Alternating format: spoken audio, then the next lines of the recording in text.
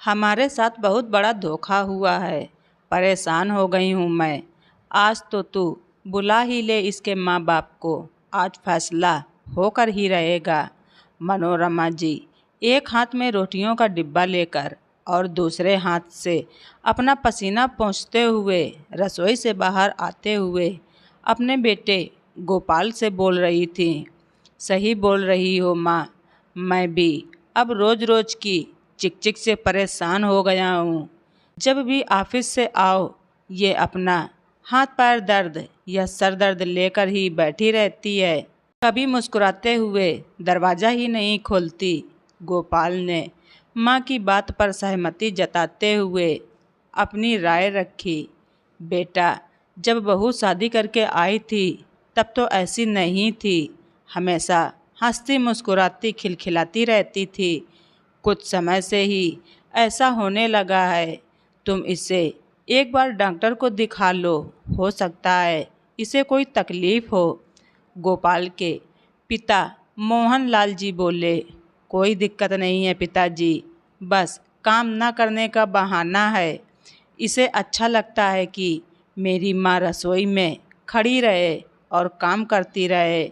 गोपाल गुस्से में बोला, क्या भाई, मम्मी अकेले काम नहीं करती, मैं भी करवाती हूँ। गोपाल की बहन रेखा रसोई में अचार का डिब्बा लाते हुए बोली, माँ, कल मेरे ऑफिस में छुट्टी है। मैं सुबह ही अपने ससुर को फ़ोन कर दूँगा और उन्हें यहाँ आने के लिए कहूँगा। अब वो ही आकर अपनी बेटी को समझाएंगे। गोपाल, उसकी बहन और उसके माता पिता ने खाना खा लिया, पर किसी ने भी जाकर घर की बहू सुमन को खाना न पूछा और ना ही दिया। अगले दिन सुबह ही गोपाल ने अपने ससुर को आने के लिए फ़ोन कर दिया। बेटी का बाप क्या करता बेचारा। जिस तरह से गोपाल ने फ़ोन किया था उनके तो पैरों तले ज़मीन ही खिसक गई थी। वो बहुत घबरा गए और सब काम छोड़कर अपनी पत्नी के साथ अपनी बेटी के घर के लिए रवाना हो गए। एक ही शहर में सुमन का मायका और ससुराल था, इसलिए सुमन के माता पिता 3 घंटे में उनके यहाँ पहुँच गए। जब वो सुमन के ससुराल पहुँचे तो ना किसी ने उनसे नमस्कार किया और ना ही स्वागत सत्कार किया। बस चढ़ गए उनके सिर पर। मनोरमा जी बोली, देख लो, सोई पड़ी है आपकी बेटी अभी तक। ऐसी होती हैं क्या घर की बहुएं।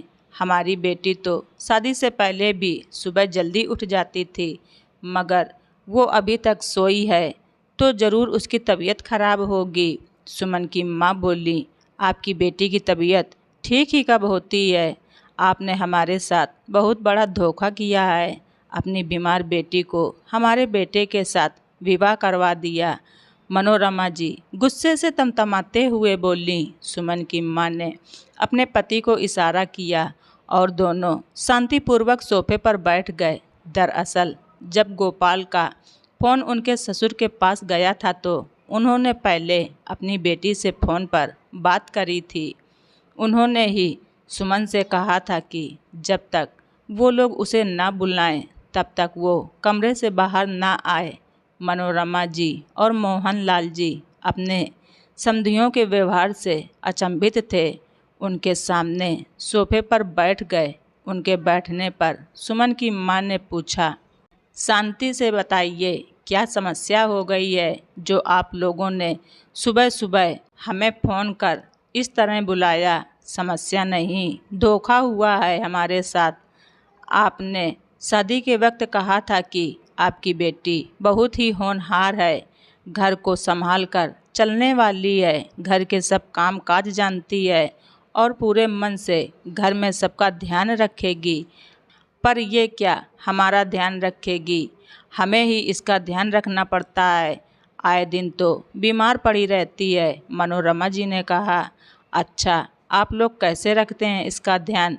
कल रात जब आपको खाना बनाना पड़ा तो क्या आपने अपने घर की बहू से खाना खाने को पूछा। अगर किसी इंसान की तबीयत खराब होगी और उसे ढंग से पौष्टिक खाना नहीं दिया जाएगा तो वो ठीक कैसे होगा? सुमन की माँ ने पूछा।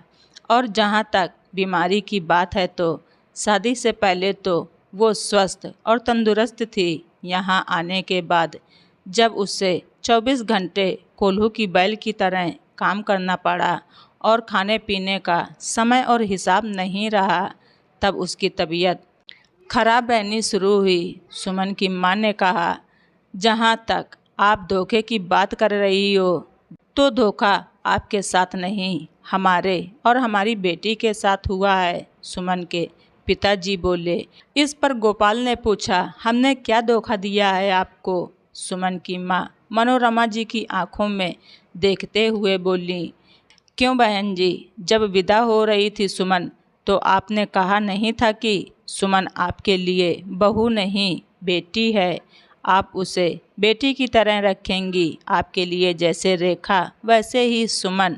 मनोरमा जी ने कहा, अच्छा, तभी तो आप सुमन को भी रेखा की तरह ही देर से उठने पर ताने नहीं सुनाती, तभी तो आप और रेखा दोनों मिलकर घर के काम करती हैं और सुमन अकेली लगी रहती है, तभी तो सुमन भी रेखा की तरह सबके साथ बैठकर खाना नहीं खाती है और तभी तो अगर सुमन बीमार हो जाती है तो रेखा की ही तरह उसका ख्याल रखा जाता है। सुमन की माँ सबको सुनाते हुए बोली, जी, ऐसा तो कहा ही जाता है, पर बहू और बेटी में थोड़ा तो फर्क होता ही है ना, इसमें धोखा कैसा? मनोरमा जी ने पूछा। इसी तरह हमने भी आपको कोई धोखा नहीं दिया, इंसान को इंसान की तरह रखेंगे तो वो ठीक रहेगा। जब आपको घर के काम करने पड़ते हैं तो आपकी बेटी आपके साथ आपकी मदद करती है, पर जब सुमन घर के काम करती है तो ना आप और ना ही रेखा उसकी मदद करती हैं। सारे घर के काम की जिम्मेदारी अकेले उसके सर पर डाल रखी है और ना ही कभी आप लोगों ने देखा कि काम से थक हार कर वो खाना खाती भी है कि नहीं। अगर उसके लिए खाना नहीं बचता तो वो भूखे ही सो जाती है। ऐसे में कमजोरी आना और बीमार होना तो स्वाभाविक है। जब वो इस घर को अपना मान के आप सबकी इतनी सेवा करती है तो क्या उसका ध्यान रखने की जिम्मेदारी आप लोगों की नहीं है? सुमन की माँ ने पूछा। इस पर मनोरमा जी बोली, जी, हम लोग हैं ही कितने लोग, घर में तो इतना काम भी नहीं है और हमने भी आकर सब अकेले ही संभाला था, हम तो कभी ऐसे बीमार नहीं पड़े।